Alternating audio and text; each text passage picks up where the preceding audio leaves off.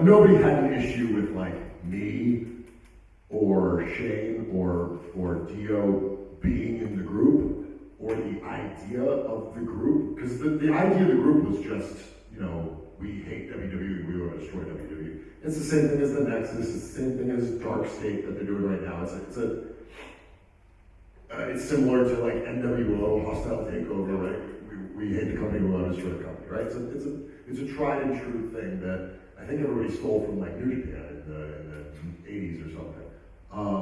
You can fact check me on that, I have no idea, I just heard. So everything that I pitched was like, I think people were on board with. Vince changed about half of those things. So yes, it was some of the people, and yes, I wanted to be in Retribution, and I also liked the aesthetic of the mask. I made it very clear that I wanted the mask to be an entrance mask. I didn't want a wrestling mask. I never pitched the name T-Bar or Slapjack or Mace or any of that. The names I pitched were Dijak, Dio, Thorn. I liked the aesthetic of one name, all caps. So I wanted it to be one name, all caps, which we got, but it was one name T-Bar, all caps, one name Mace, all caps, one name Slapjack, all caps. I didn't pitch that we'd be given contracts. I didn't pitch that, what was the other thing that people had a big problem with? It was that we were given contracts. We were no longer on SmackDown. That wasn't Vince, as far as I know. I heard through the grapevine, so I can't confirm this at all, but I heard that there was a meeting with like Fox executives or whatever, and Fox said, we don't like Retribution, we don't want that on our show. And if I'm thinking about it timing-wise, that was probably a big factor as to why this didn't go well in terms of Vince's vision, right?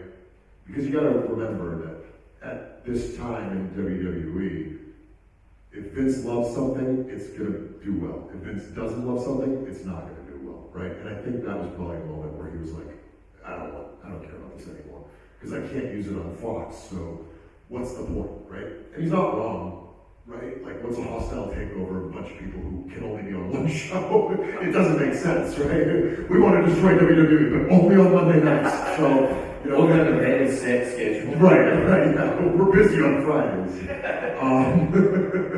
So yeah, it's a mixed bag of stuff, but yeah, most of the stuff that ended up kind of not going well for us was a mixture of both, you know, timing things and creative things and stuff like that, as most things in WWE and life are, right? It's a combination of luck, timing, skill, you know, it's a bunch of stuff, right? I talked about this in the seminar before. A lot of it's a pie chart. You just fill out as much of it as best you can. And that's what we did, right? We were all in on being Retribution and being the bad guys. And you want me to wear a mask? Sure. You want me to wear face paint? I'll paint my face as wildly as possible. I'll wear contacts as wild as possible. At one point, he told me, he being Vince, pronouns pal, he told me that my smile was too bright.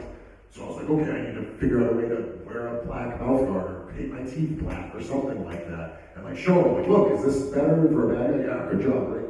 And it became stuff like that. Like, how do I invest heavily into your character and make your character work? That's what we were dead set on. And Ali was even more so in that direction, right? Because he had Vince's ear more than we did. So he was in Vince's office every week, pitching stuff, trying stuff. It was an intense 6 months.